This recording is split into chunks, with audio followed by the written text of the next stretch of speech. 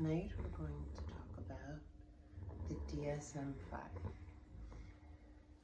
So if you're not familiar with what that is off the bat, just so when I talk about trauma and stuff, you guys know how legitimate and masterful Mr. Van Kalk is. His book outsold the DSM V.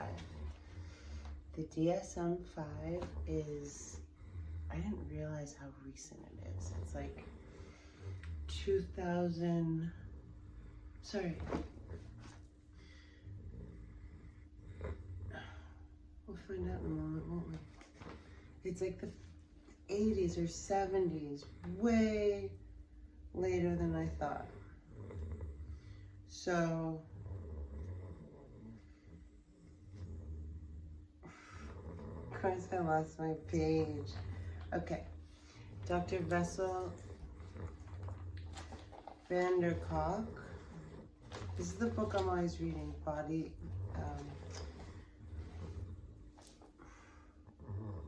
keeps the score. So you can see how it looks, DSM V. See that?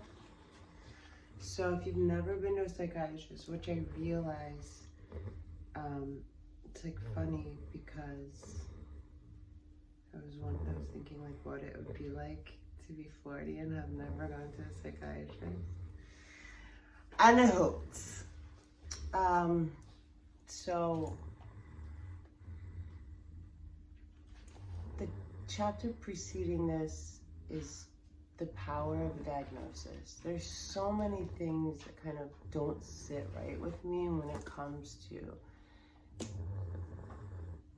the willy-nilly diagnosing of a lot of people, the treatment plans that are ascribed or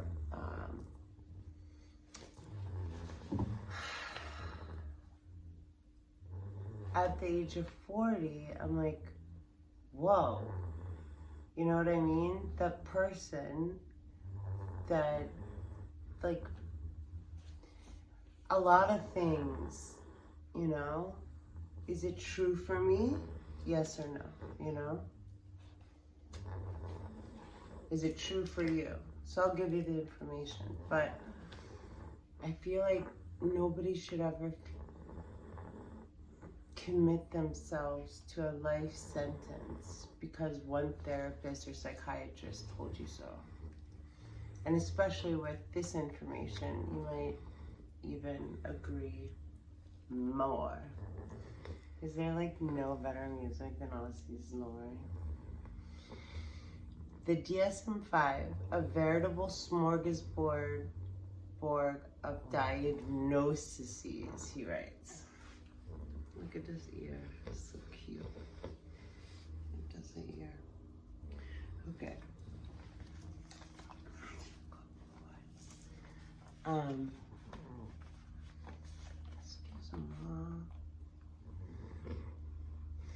When DSM-5 was published, May 2013? Well, there was the DSM-4 before that, but still. When the DSM-5 was published in May 2014, it included some 300 disorders in 945 pages.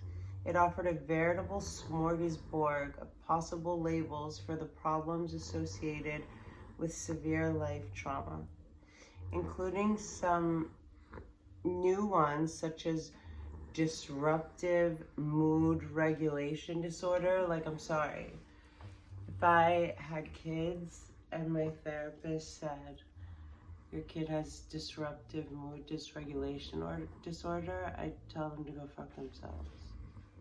Sorry. With all due respect. And if anybody has that, I don't mean to offend you. Non-suicidal self-injury, intermittent explosive disorder. These are all new ones that went in the DSM-5 in 2013. Disruptive impulse control disorder. So Like imagine someone's like, yeah,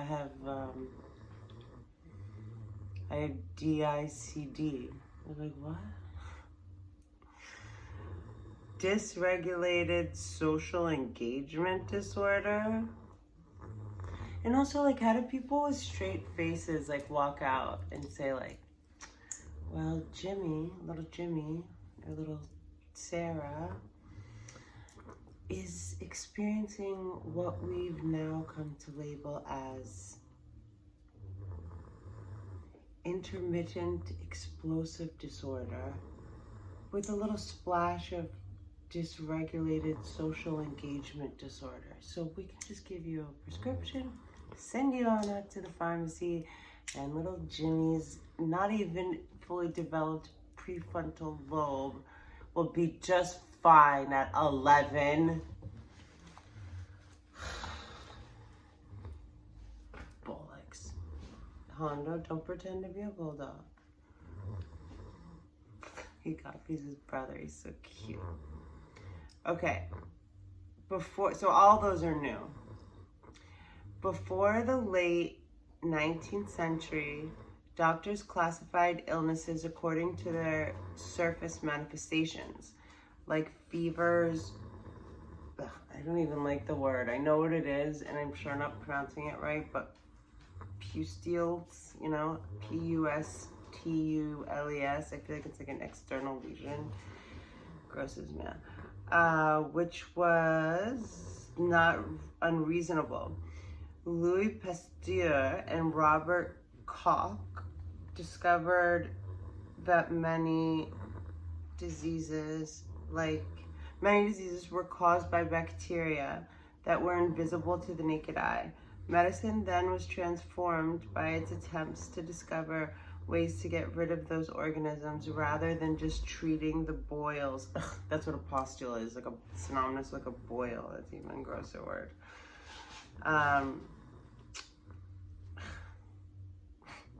My mind just went away from that word.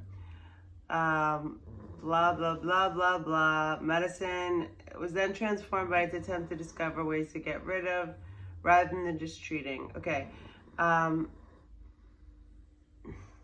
not reading Boyle again. With DSM V, psychiatry firmly regressed to early 19th century medical practice. Despite the fact that we know the origin of many of the problems, it identifies its diagnoses, describes surface phenomena that completely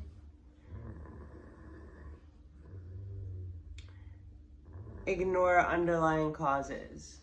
Isn't that kind of like the same thing that they're doing with medicine, not just mental medicine, or like not just the field of psychology, but same thing with Western medicine when it comes to like your regular Joe doctor, like your regular doctor, you know what I mean? It's like taking care of the symptoms and medicating and stuff instead of prevention, like not really focus so much on prevention.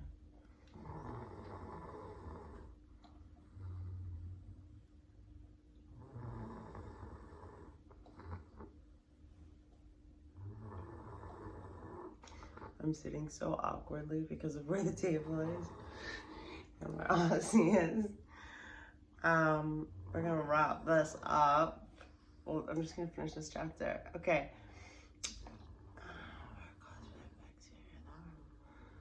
Bum, bum, bum, bum, bum, bum, bum. Even before the DSM-5 was released, the American Journal of Psychiatry published results of validity tests of various new diagnoses, which indicated that the DSM largely lacks what in the world of science is known as reliability, the ability to produce consistent, replicable results. In other words, I also feel like people like born in like, I don't know, like 70s to like 85, excuse me, or 86. We got like a weird sort of like guinea pig run of therapy, like if you went to therapists. Wait. Oh, right. La la la la la la. In other words, it lacked scientific validity. So why would a book come out that everybody's supposed to use, or at least all psychiatrists with, you know, the American Board of Psychiatry or whatever license,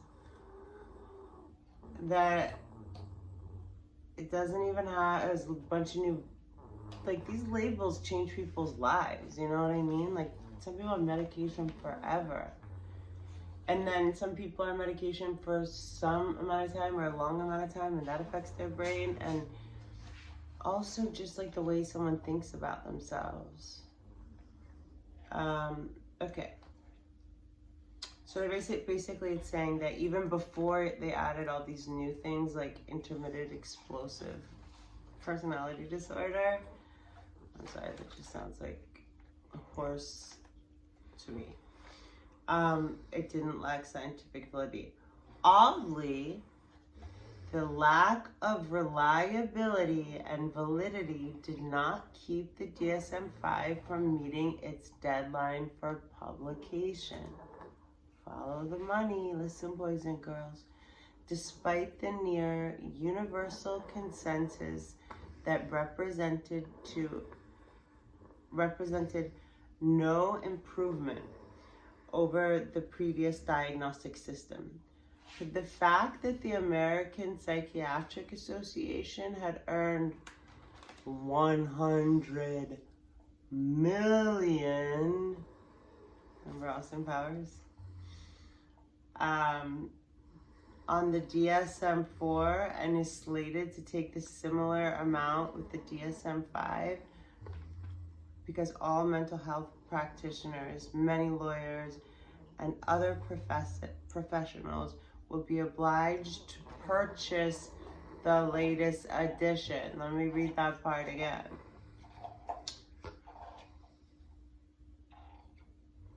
$100 million to pump out the DSM-5.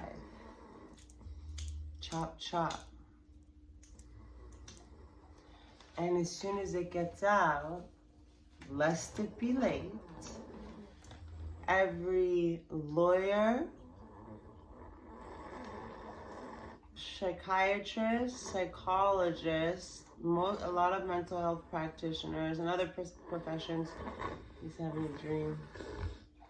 Are you chasing the rabbits?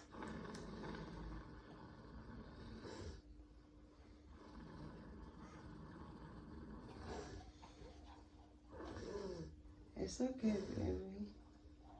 Hi, I love you. I totally lost my place. Sometimes I wonder if I should wake him up. When he seems like he might not be having fun in the dream, I'll be like, it's okay. When Hondo looks at him, sometimes Hondo will be like he'll be sleeping and like really funny in a dream, and Hondo will be like, I'm like, okay, if you think that's like weird as a dog, maybe we should let him know he's okay. So, that means they're gonna make a lot. It's always follow the fucking money. People are so lame. Right, Oz? Okay. So, diagnostic reliability isn't an abstract issue. If doctors can't agree on what ails the patients, there's no way they can provide proper treatment. When there's no relationship between diagnosis and cure, a mislabeled patient is bound to be a mistreated patient. That is very important to be repeated. And so people are just labeling willy-nilly. I mean, it's such a personal thing. I think my head's cut off the whole time, but then I'm like, but I will not bother him, you know? Diagnostic reliability isn't, and this guy's a boss. He blows up all the spots. Diagnostic reliability isn't an abstract issue.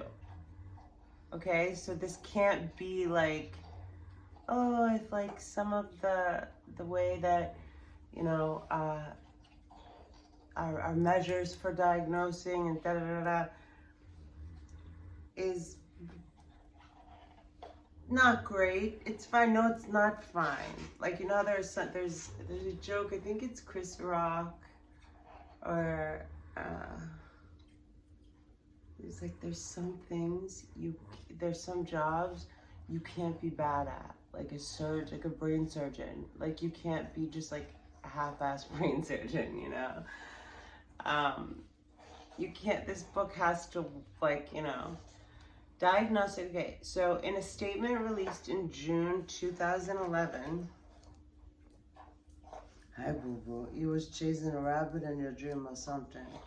In a statement released in June 2011, the British Psychological Society complained to the American Psychiatric Association.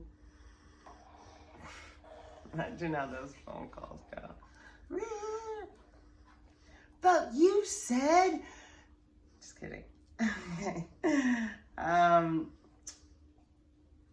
British complained to us, to the US, that the sources of psychological suffering in the DSM V were identified as located within individuals, quote unquote, and overlooked the undeniable social causation of many such problems. This was in addition to a flood of protests from American professionals, including leaders of the American I was gonna say G6, like a G6. Okay, that's a song from a long time ago. This was in addition to a flood of protests from American professionals, including leaders of American Psychological Association and the American Counseling Association. I think APA above was psychological, not psychiatric.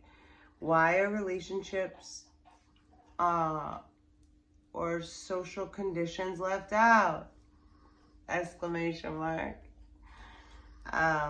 End quote. If you pay attention only to faulty biology and defective genes as the cause of mental problems and ignore abandonment, abuse, deprivation, you're likely to run into as many dead ends as previous generations did, blaming it all on terrible mothers. The most stunning rejection in the DSM-5 came from National Institute of Mental Health, which funds most psychiatric research in America.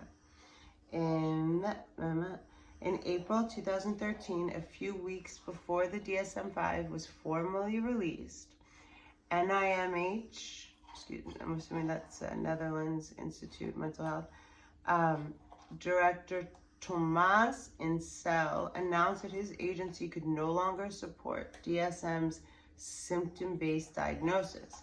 Instead, the Institute would focus its funding on what are called research domain criteria, RDoC, to create a framework for studies that would cut across the current diagnostic categories. For example, one NIMH domains is arousal modulatory systems, arousal circadian rhythm, and sleep and wakefulness, which is disturbed in varying degrees in many patients. The DSM-5 and the RDoC framework conceptualizes mental illnesses solely as brain disorders. This means that the future research funding will explore the brain circuits and other neurobiological measures.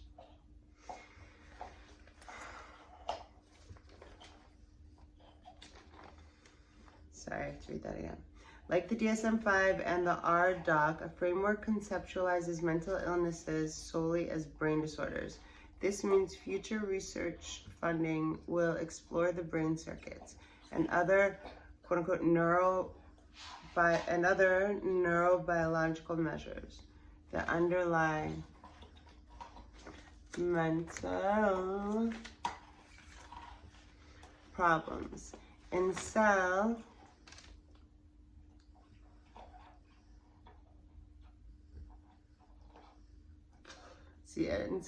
sees this as the first step towards precision medicine that has transformed cancer diagnosis and treatment.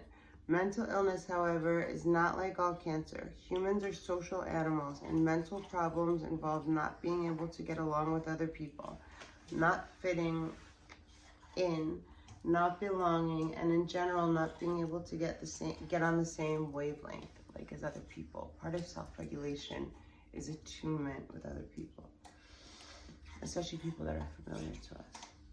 Everything about us, our brains, our minds, our bodies, is geared towards collaboration in social systems. This is our most powerful survival strategy, the key to our success as a species, and it's precisely this that breaks down in most forms of mental suffering. People with histories of abuse, neglect, or severe deprivation will remain mysterious and largely untreated until we heed the admonition of Alan Sroufe, not souffle, to fully understand how we become the persons we are. The complex step-by-step evolution of our orientations, capacities, and behaviors over time requires more than a list of ingredients, however important any one of them might be. It requires an understanding of the process of development, how all of these factors work together ongoing over time. And what happens a lot with trauma is people get stuck. And like some parts will go forward and other parts, time needs to kind of catch up. Frontline mental health workers are overwhelmed. Frontline mental health workers overwhelmed and underpaid. Social workers and therapists alike seem to agree with our approach. Shortly after the APA rejected the developmental trauma disorder inclusion to DSM V, the APA rejected developmental trauma disorder for inclusion in the DSM. Thousands of clinicians from around the country sent small contributions to the trauma center, that's his spot, in Boston, I believe, to help conduct a large study known as the field trial.